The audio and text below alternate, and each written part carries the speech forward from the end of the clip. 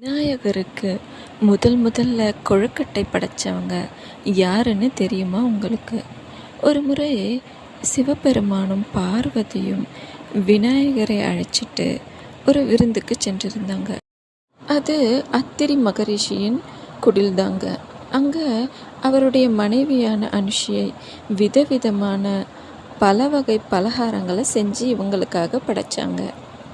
இது எல்லாத்தையும் ருசி பார்த்த விநாயகர் எந்த பலகாரத்தையும் அவர் சாப்பிட்டு மன திருப்தி அடையலை. இதனால் செய்வதறியாது திகைத்தாங்க அனுஷியா.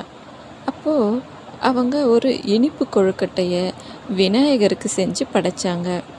அதை சாப்பிட்ட விநாயகர் ரொம்பவும் மனம் மகிழ்ந்து தன்னுடைய பசியும் ஆறிட்டதா சொன்னாங்க.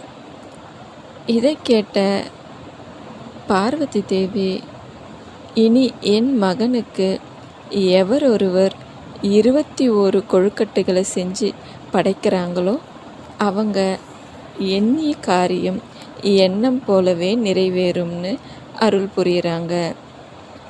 இதுதாங்க விநாயகருக்கு முதல்ல கொழுக்கட்டை படைச்ச கதை.